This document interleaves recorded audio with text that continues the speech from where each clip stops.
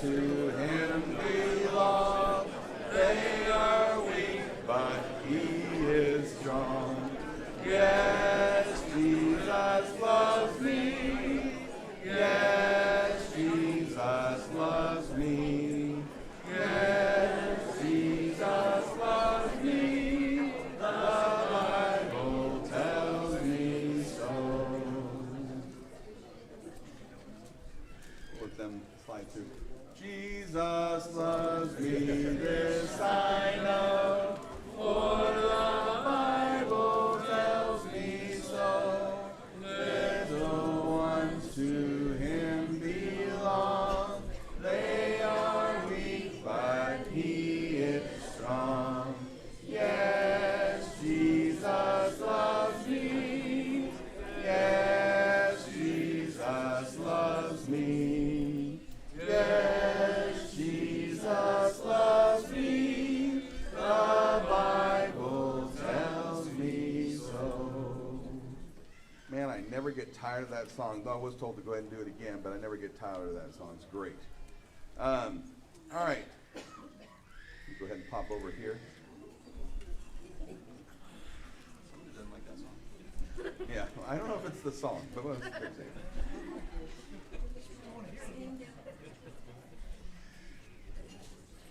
All right, so last time we were together, we've been talking about, we're in 1 Samuel, and we were talking about the relationship that Elkanah had with his two wives, Hannah and Peninnah, and the relationship, and the last time we were together on Wednesday, I wanted to make sure that everybody had a good idea of what was actually happening in Hannah's heart and what was going on with her pleading. And one of the things that we kind of got to last Wednesday was that she truly was at war. There were certain things that Elkanah, as great as he told Hannah he was, worth 10 sons, that didn't help protect her. That did not offer any kind of soothing salve, and in fact probably made it worse for her that he gave her a double portion, because that wasn't going to stop the ridicule. And as we were talking about this, she goes to the temple. Eli is at the doorpost. He is sitting there, and he is witnessing her praying.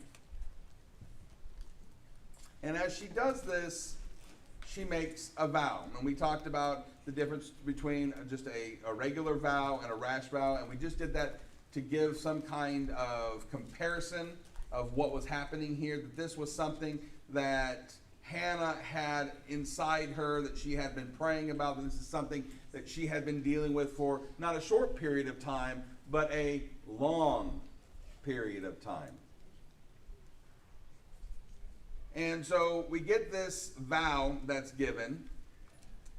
And how many people in here, and we're in Judges, let's see, make sure I give you the right section here. We're leading up to Judges 1 through 11. First, what did I say, Judges? 1 Samuel, I'm sorry. We're in the Judges, period. I'll just use that as my excuse. Does that work? How many people in here believe that this is a Nazirite vow? We got one person, 2, 3, all right, 4, 5, nice, excellent, all right. And probably most of us, when she makes this vow, we actually are reminded of Judges 13:5, right? And so if you have, you just got to turn back slightly. Let's go back and look at Judges 13:5. Judges 13:5, it says, for you are going to conceive and bear a son. We're talking about who? Samson. Excellent. Let no razor touch his head, for the boy is to be a Nazirite to God from the womb on. Is this the same vow that she makes when she is at the tabernacle? What does she say? She won't cut the hair. Oh. Which is a Nazirite vow. Is it? Well, but she made it for him. Well, Samson's mother essentially accepts the vow for Samson in this case, right? And we don't actually have all the same language. So I'd like to go ahead and maybe break it down a little bit to give you another understanding possibly. And I'm not suggesting that it's not a Nazirite vow, but it is actually worth mentioning that we don't have all the same pieces, if you will, that's made here.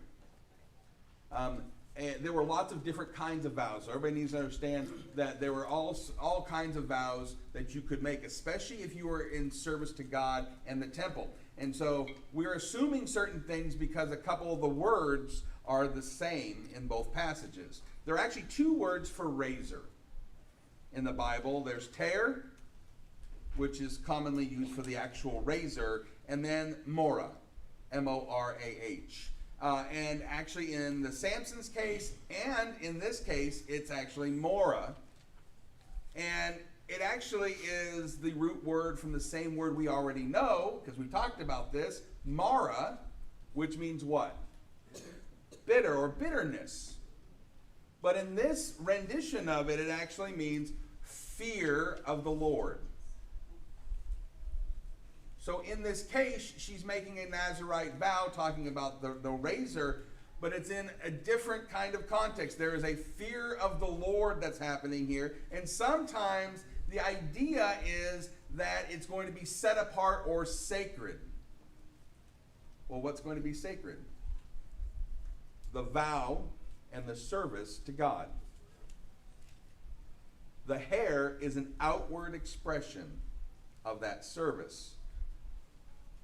So we can see how, to some degree, there's some similarity to Samson, but we're just not sure. It actually doesn't come out and actually say that as we're going through that. I thought that was interesting. I think there is a sacred bond or covenant that Samuel basically is entering into based upon what she vowed to the Lord, and then, of course, she ended up having him, which I think is important for us to understand. Michael? Perhaps this is a square rectangle situation. It could be a Nazirite vow, Exactly. but it's not necessarily one. All we know is that he's not having his head shaved.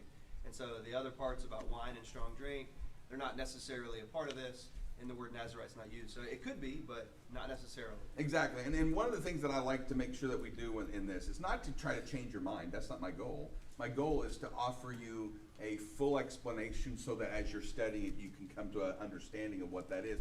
Instead of sometimes, and I fall into this trap all the time, as I'm reading, I assume certain things based upon things that are similar to me, and I have to go back and kind of look at those. Some other things to consider as you're looking at this, and I don't see my father-in-law. He might be here somewhere. But he and I had this discussion a while back. Samuel, what are his titles? Do you know anything about Samuel? What are his titles? He's a judge. I'm going somewhere with this, I promise. Priest.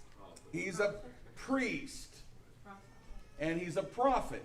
A seer. But, huh? A seer. He is a seer, which I think is probably prophet, but yes, it's another word that we give to him. One thing that we find out is that Samuel holds all of these, much the same way that to some degree Moses would have held many of these titles. But the one thing that he doesn't hold that Jesus held is the title of king. All right?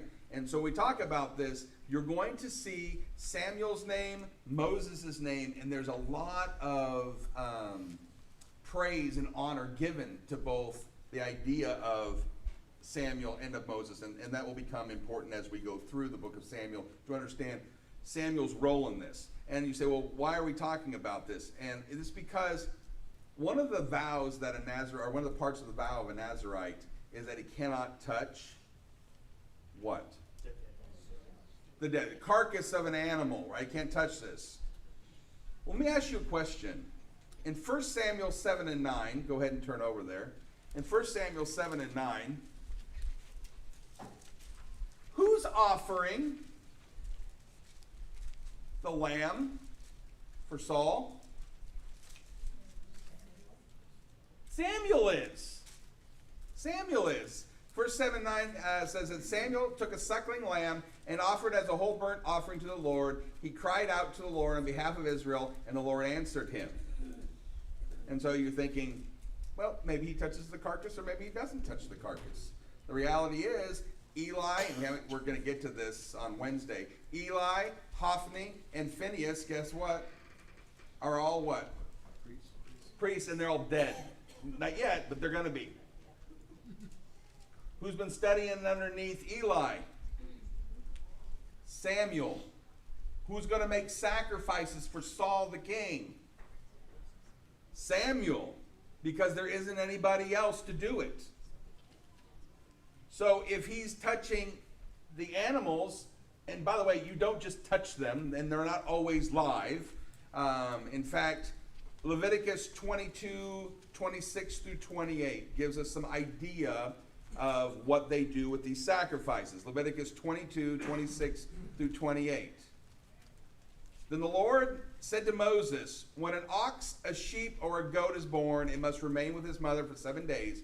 From the eighth day on, it will be acceptable as an offering made by fire to the Lord, but you may not, what? You may not slaughter an ox or sheep on the same day as young. There is implication here. If we infer from the reading what has to happen to the animal, even if it's a burnt sacrifice. It has to be slaughtered. Now, could read a lot into this, and I'm only bringing this up. I'm not going to go down this path for the rest of class. There is a chance on the other side of this that this was a whole sacrifice, that when he places it on the altar, it's live. It says it's live. And that God's fire consumes it completely. And he would touch what? Nothing. But it is definitely worth at least mentioning that this could or could not be a Nazarite vow, and there is some good points on this, and I don't want you to get stuck on it, but you'll hear people talk about this, and I think it's interesting enough to at least point it out. Took us about 3 minutes. All right, so let's go ahead and continue reading 1 Samuel chapter 1, 12 through 18. Who would like to read 1 Samuel 1, 12 through 18? Sarah, nice and loud. As she continued praying before the Lord, Eli observed her mouth. Hannah was speaking in her heart, only her lips moved, and her voice was not heard. Therefore Eli took her to be a drunken woman. And Eli said to her, how long will you go on being drunk? Put your wine away from you. But Hannah answered, no, my lord, I am a woman troubled in spirit. I have neither drunk wine nor strong drink, but I have been pouring out my soul before the Lord. Do not regard your servant as a worthless woman, for all along I have been speaking out of my great anxiety and vexation. Then Eli answered, go in peace, and the God of Israel grant your petition that you have made to him. And she said, let your servant find favor in your eyes. Then the woman went her way and ate, and her face was no longer sad. What does Eli believe is happening here with Hannah? These are my softball questions, right? She's drunk, right? And everybody's like, duh, it says it. That's good. No, I'm glad you're paying attention, right? He thinks she's drunk. Why in the world does he think that she is drunk? Is there really a case here to be made that she might be drunk? What's she doing? There's a possibility that she had drank before. All right. And kind of set the precedent for this. Yes, in the discussion, it talks about them eating and drinking, because then she gets up. Some have suggested that phrase, based upon the end that we're going to read, that they were still eating and drinking. She gets up in the middle of the meal, not that it's actually over. So there's a chance that she's been eating and drinking, and maybe she has come in a bit of a stupor and is crying out to God. So that's part of it. What else do we know? She's not praying out loud.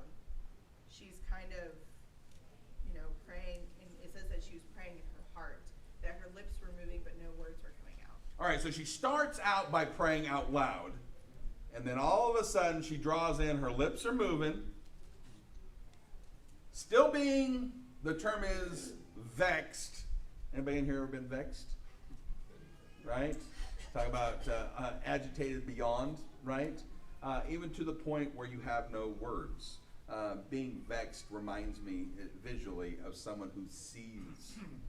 And someone who seethes is someone who gets so upset that they pull through their teeth the air.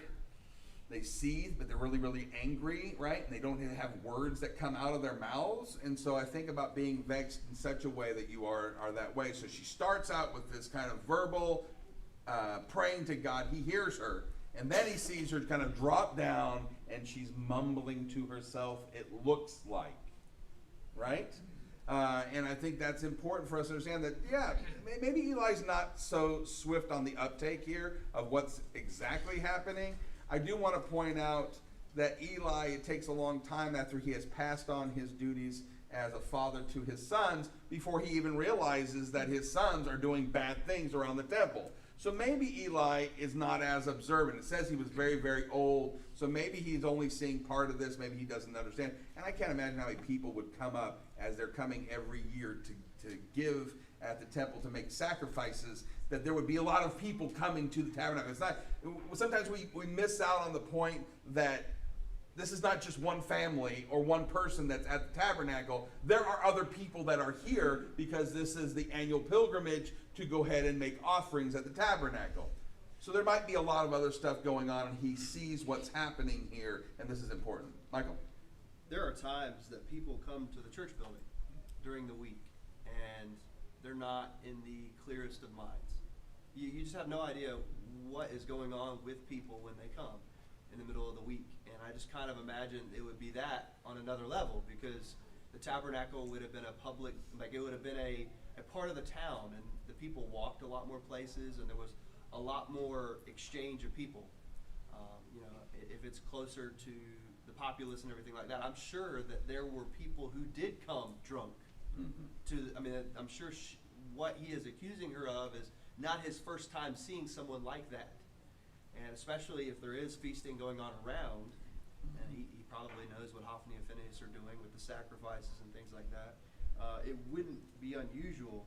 But I also look at this, and what I think of is Hollywood's depiction of demon possession. So like she's not in her right mind, whether that's alcohol or she's possessed by a demon or something. I know that's not at all what's here, but that's just what I'm envisioning is this woman that's speaking, moving her lips, and there's something wrong with her. Something is actually happening. And I can imagine, and I have been in this kind of a state where you're not just crying. Think about the ugliest cry you've ever had, and the almost convulsing that your body does. I want you to really understand what's happening here and to get a picture of what's happening for Hannah. We've talked about the embattlement that she has had to endure. Now she's had maybe some drink in her. Now she's had some food in her, and she's still feeling this way. She's not getting anything, any kind of relief. She comes here, and she is, again, vexed to the point that it's out of control. What changes his mind? What changes his mind? She talks to him. Man, great application. The very first application for us, right? Two things. Number one, everybody that comes to church, things are happening in their lives. They come here and we see them. And I can see people during Bible class, even during service, maybe they fall asleep. I don't know why I pointed at you for it. They fall asleep. Maybe I notice bickering going on between people. How often do we assume certain things? Oh, that person, they should have gotten more sleep. Or that person, I guess they're not interested in God because they're not awake during this. And we don't know what's happened to those people. We need to be very, very careful of making up things in our own mind about other folks. And if we do have a question, what should we do? Go to that person and talk. That's exactly what's happening. She deals with the situation. She could have just walked away, but she turns around and she explains herself. What does she say? What does she say to him? She's not drunk. I'm not drunk. Said she's very, very depressed. Think about what she's been through. She's had, another wife on the table there spitting out baby after baby after baby, and then mocking Hannah for it. And Hannah is so full of despair and so put down and so discouraged and just probably feeling as low as she possibly has ever felt in her life. And she doesn't know, she's at her wit's end. She doesn't know what else to do. Absolutely. And I think this is one of the things that changes, and I think how many times this has happened to us, where we assume certain things and someone says to us, oh, by the way, this week, this is what's going on in my life. And you go, oh my goodness, let me pray for you. Instead of let me judge you, let me pray. And I think maybe if we start by wanting to pray and starting to talk with people, that's the thing that we can do for other people. That's the thing that we can help others. And of course, his immediate response is what? The Lord has heard you. Go. I mean, and the change in the countenance of Hannah is amazing.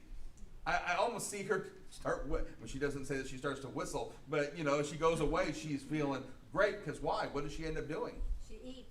She goes and eats, and I started wondering, I'm like, okay, this eating and drinking service has begun. She goes to the temple. I'm pretty sure she's probably not wanting to eat. When you are sorrowful or you feel something like that, you're probably not interested in eating. I've seen it time and time again. No, thanks you, I don't want to do that, because your mind is preoccupied with everything that's going on. And when she gets this done, then she's like, wow, let's go get something to eat. Let's go and have something to fill the body, because the spirit was weak. Michael, and then I'll come back over. Just on that last point, it was one particular time in my life I was so distraught about something that I wouldn't eat. I had heard people say things like that. Mhm. Oh, that's crazy. I mean, I enjoy eating. It's I'm a growing boy. But there was a particular time, it's real, when you are so distraught. And I mean, I lost weight. Like it was almost a week. But then the other thing about that is, assumptions that we make, they're a cancer. They are. Especially when they pertain to us. I mean, I know in my own mind, when I make assumptions about other people's intentions, I see their behavior and I assume and it gets me angry. And probably what makes me angry most often is things that I don't even know are true. But we start stewing, and it's like that cancer that eats us from the inside out. It's not something we see, and it's not something that we even know to be true. And that's where we've got to practice thinking better of other people, assuming better intentions. When that person cuts us off, say, well, they're probably pregnant and on the way to the hospital. Assuming the best in people, because if we don't, it will eat at our soul. Yeah. And I've heard it said before, we judge ourselves based on our best intentions. We judge others based on the worst of intentions. Sure. And especially if it's inconveniencing us. Yes. Notice that this is much about him not wanting to hear this as anything else. And I think there's probably some of that. I think he's also a bit of a hypocrite. What's his sons doing but drinking and getting drunk? And here he is at the temple. And while he might not be the one doing it, he's supposed to be in charge. And he's saying, hey, if you're drunk, get out of here. When are you going to stop doing this? And yet, his sons are doing the same thing. It's so very difficult to hold people to other standards. Be careful that you're not doing something that you, at a time here, then, or now, that you want other people not to do, and you say it to them, and they look at you and think. Everybody knew what his sons were doing, except for maybe him, at least to a point, until he's told. And so I oftentimes think that, be careful with what you do. I tell a story, and I'll be very, very, very quick about this. I'm coming to you, Donna. One time, Lacey and I went out for our anniversary, and we walked into this restaurant, and they said, we're going to sit you in the edge of the bar area at this little table. It's like a little two-person table in a corner, dark table. But we didn't care. We were like, oh, we get to spend some time together, just the two of us. We didn't really care if it was a little dark corner table. Waited almost an hour for the waiter to come see us. And we were trying to get people's attention, and I remember we had this discussion, and Lacey said, maybe something's happening, because I was the one getting upset. I'm like, I deserve people to come and take care of, it's our anniversary. And, and I get to that moment and I was like, oh, maybe. And, it actually ended up being that way. The manager came over and someone had gotten in a car wreck. They were on the phone. They were trying to figure that out. Their mind was not serving me. And yet what was I concerned about, but how maybe I was inconvenienced or what I wanted. And that was my first thought instead of wondering what happened for the other person. And that completely changed the entire evening. And then I just cared about being with Lacey and not necessarily trying to worry about what I deserve, because I already got what God gave me, what I deserve. So, wonderful ideas here about the way that we deal with other people, right? Donna? Well, I was thinking about the fact of that after Hannah talked with Eli and expressed to him, that she was praying and that she wasn't drunk. And then Eli pretty much alluded to the fact of, may God hear your prayer. And which gave her, I think, the impression that God was going to hear her prayer now. And so she walked away relieved and being able to eat and feeling just, okay, it's in God's hands, things are going to be okay. As far as Eli goes with his sons, we've all been there. Let's face it, we've all had problems with our children, and all we can do is pray for them and pray that they will, if they're away from the Lord, that they will come back to the Lord and that we can be better examples. I love that. And that's exactly what can we do for other people. Let's serve other people. Let's grant the grace that's been granted to us time and time again. Let's go ahead and continue reading. Shannon, I wanted to make one comment, if I could. Absolutely. Larry? At that time, there was a lot of feasting festivals where they ate and drank, and so it wasn't uncommon that someone would be overindulged after the festival, during the festival. And I think of this statement from Eli as more of an icebreaker. He saw the woman behaving in a strange way, and it was more of how do you come up and say, you're behaving in a strange way, but he says, you appear to be drunk. To me, that was not a judgment on drunkenness. I think because that was quite a common occurrence in the Old Testament. Jesus is the one that worries about us drinking to excess. And so I think it was more of an icebreaker to get the woman's attention, to let her share with him what was stressing her. And I just wanted to, the emphasis that I'm saying, it wasn't a judgment on drunkenness in this particular verse. That's something we live with today. Yeah, it is something we live with today. Only thing I would say on that and why that could be a great way of actually opening up that. I agree with that completely. The other part that you could say is, remember that you're right before the tent of meeting. You're before the tabernacle, right? You're before the presence of God. And if you're acting that way, hey, you probably need to reassess you coming to God in this way if you're doing it. And not out of just being sad, but doing it out of being drunk. And so honoring God hasn't changed.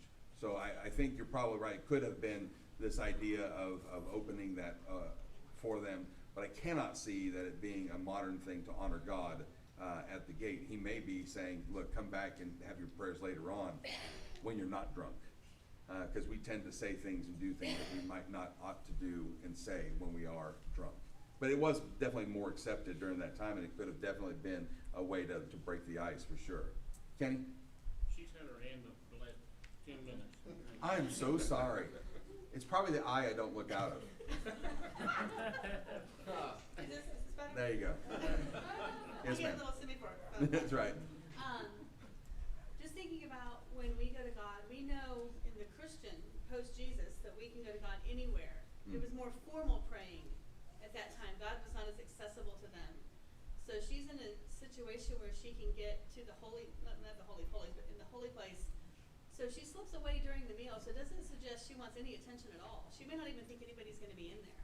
So she may think she's having a very private moment to have her ugly cry, to have her plead to God, and not expecting anyone to be observing her. Which, of course, when we think no one's watching, we tend to be maybe more honestly expressive than at other times. That's a really great point. That's a really, really great point.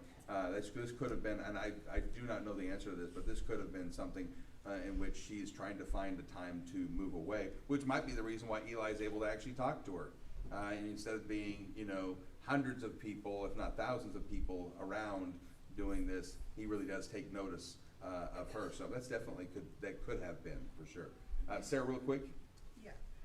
Something that I find interesting, it's the contrast between where she's talking to Eli, and she calls herself, "Don't regard your servant as a worthless woman. I have all along been speaking out of my great anxiety and vexation." And I think that that's interesting because it makes me wonder what people are saying to her and saying about her that she's heard. But I think what's even more interesting than that is the contrast there where it talks about her, she goes on her way, she eats, and her face is no longer sad. It reminds me a lot of when we read passages in the Bible about somebody's countenance being changed. And it's not just talking about, she went from to like happy. It's like her entire, I'm not gonna say aura because that sounds weird, but like her entire mood, you can see the countenance of her face changing. To me, it's the contrast, she is feeling down, she is feeling worthless when she goes in, and when she leaves, she feels like she has purpose and worth again. Yeah, and I think probably it's worth mentioning that in this case, she is obviously up to this point not believing that God is hearing her. Because guess what she's not getting? And she's not getting the child that she wants. And so there's this point where you read the end of this where he says that God has heard. And so there's some confidence there because it's coming from the high priest. It's coming from a judge that's telling her this. And that is all it takes. And contrast that with Elkanah, who says, I'm worth, I've given you a double portion. I'm worth 10 sons to you. That doesn't help. She gets to the priest who offers the thing she's looking for. Is God going to hear me? Is he going to be able to do this for me? And so there's some confidence in that. Dave? Yeah, it's kind of a foreshadowing of laying your burdens before the Lord. And the Lord carrying your burdens for you. Absolutely, yeah. And we have such a different, which was brought up before, as Matonia, we have a much different avenue to talk to God, and that we can actually do this, and we know God hears us. And because of Jesus. And what a wonderful thing to have that freedom that she wouldn't have had because she didn't have that. And so we are blessed beyond what we read in this story because we can actually go to God. We know he hears us, and we know that Christ intercedes for us, and so does the Spirit. Pam? This is also a great example about Hannah, about what God does in his own time. And that we have to, we get impatient and we pray and we pray and we pray and we don't think God hears us, but God does it when he knows the time is right and when he's ready for it to happen. And we all get that way sometimes. We pray our hearts out, we're just wretched with pain, thinking God does not hear us. And in reality, he does hear us, but it's going to be when he's ready for it to happen. That's a good point. That's a really good point. I think a lot of times too, I think in our world we're a bit spoiled because I don't think we pray like we ought to.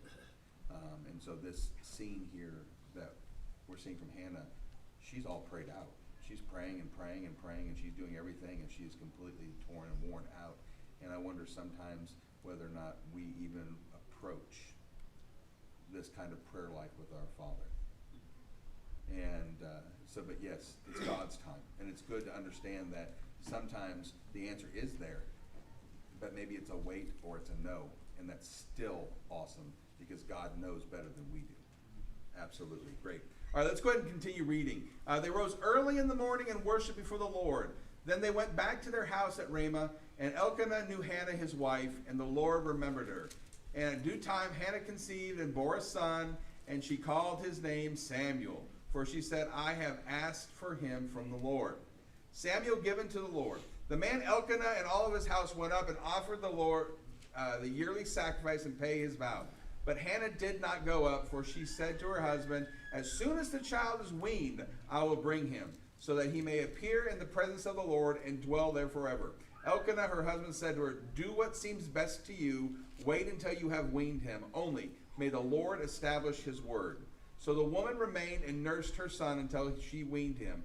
And then she, and when she had weaned him, she took him up with her, along with a 3-year-old bull, an ephah of flour, and a skin of wine. And she brought him to the house of the Lord at Shiloh. And the child was young.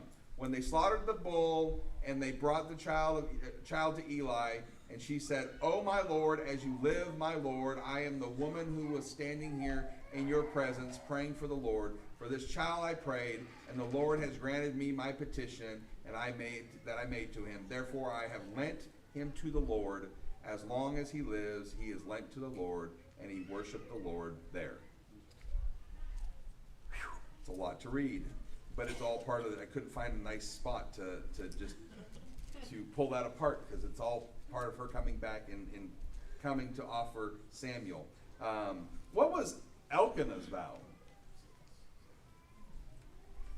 He must have agreed with her, because in Numbers it tells us that if a woman makes a vow and her husband hears about it and doesn't like it, then he can cancel that vow, but she won't be regarded owing anymore. Yeah, I mean, I think this is exactly what you're talking about. He has accepted the vow. He has gone up to make this vow. And I think that's interesting. What does it mean to do what seems best to you? I was puzzled with this. How can you be puzzled with that, brother? You've been married a long time.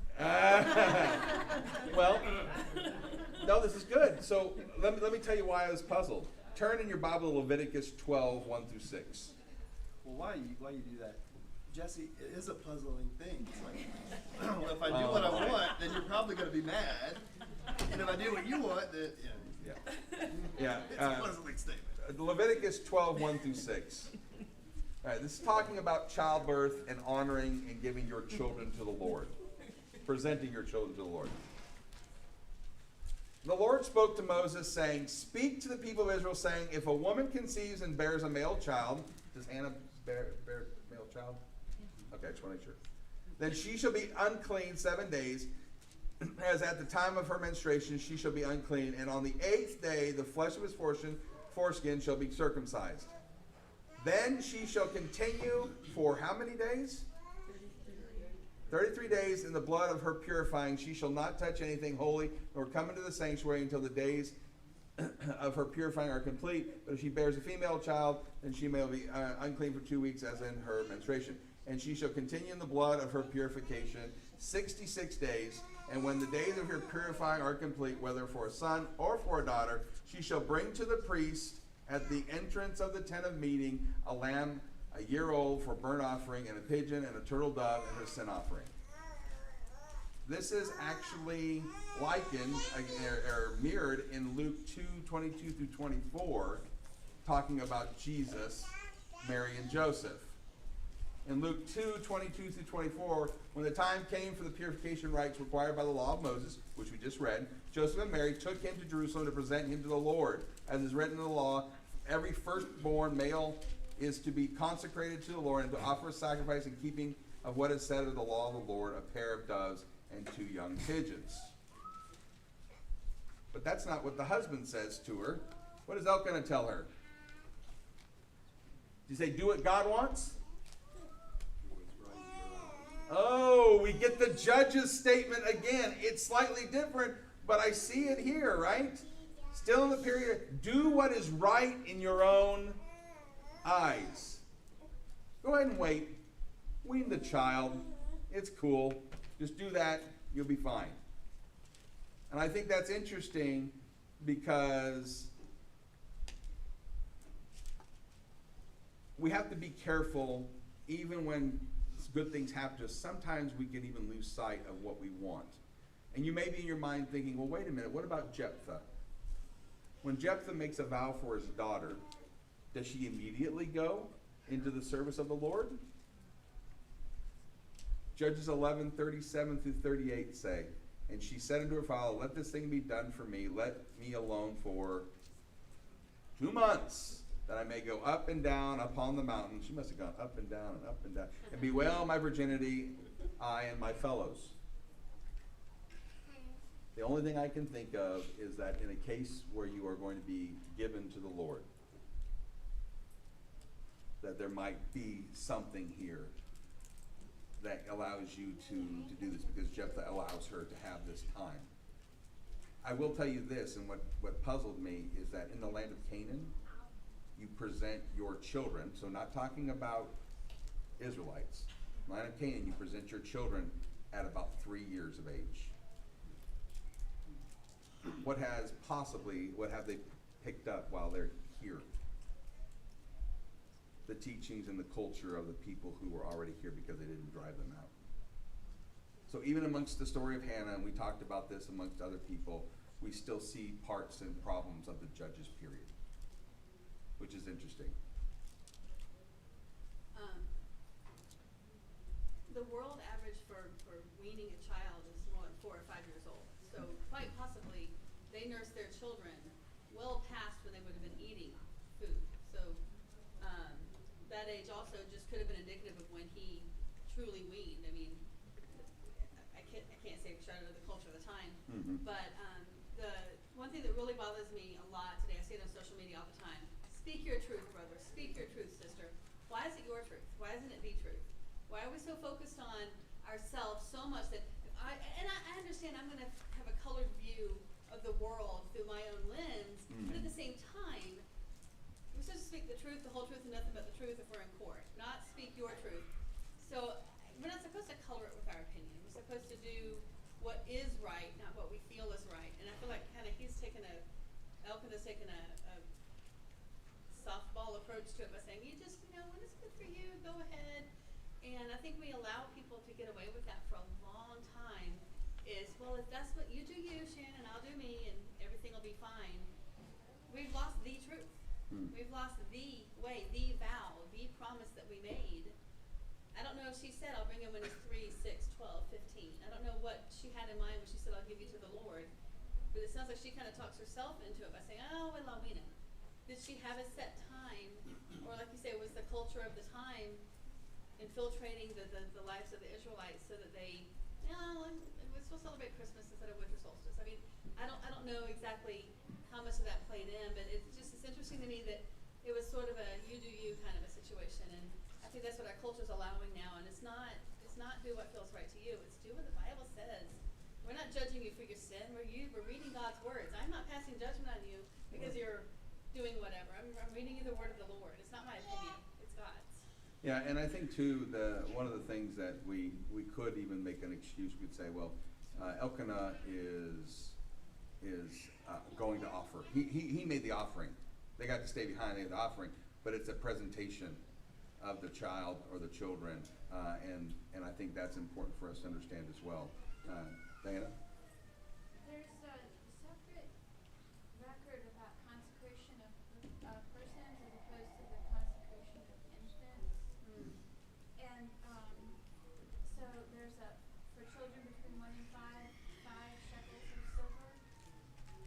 But also there's a parallel passage in Numbers 38 that explains when women are married, if they make vows and what the husband's witness.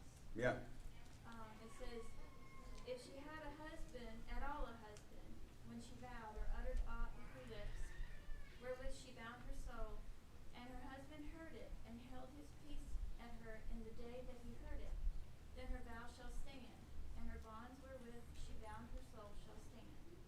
But if her husband disallowed her on the day that he heard it, then he shall make her vow which she vowed, and that which she uttered with her lips,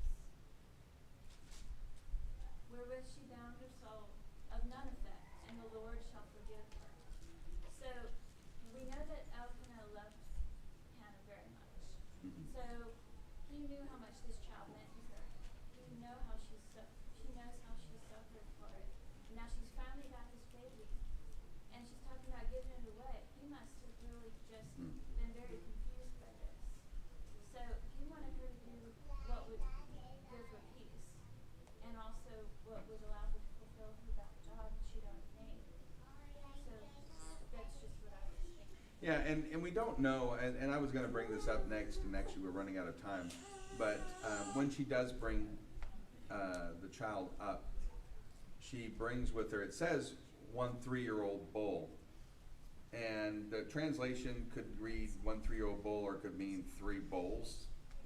And one for every year in which there was an offering. So if she would have come once, she would have offered 1, but because she waited 3 years, she brought something accordingly.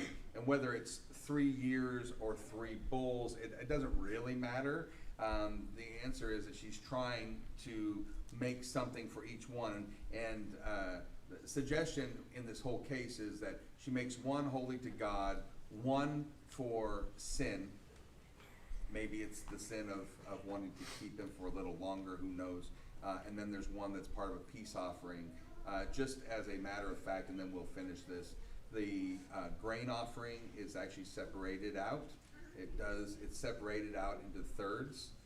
So there's 3, 6, 9. So 1 for every bull, if it is 3 bulls.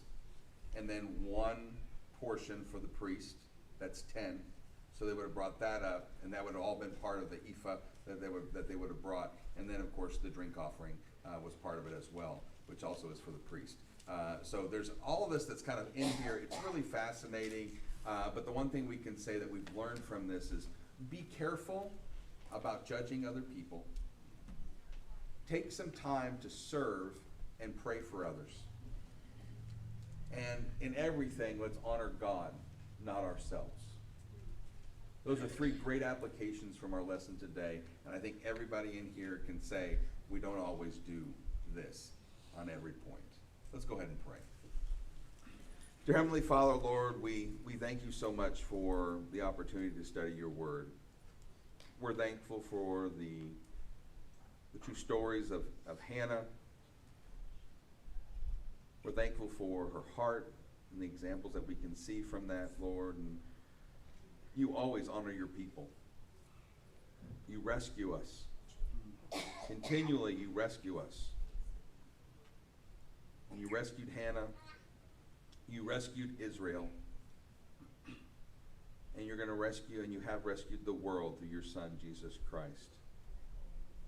All we have to be is obedient, Lord. Submissively obedient to your word, to your will. As we leave here today, let us think about how we can serve people, not looking to our own interest, not making false judgments about people or in creating or inventing intentions. Help us focus on facts and the facts of making sure, Lord, that we are thankful. We are thankful for everything that you are doing, that you will do, and the things that you have done. You bless us each and every day. Watch over us today as we leave this place. Watch over our children, our future children. Help us talk to people about your Son, Jesus Christ, because the world needs to be rescued. And we ask this all in your Son, Jesus Christ.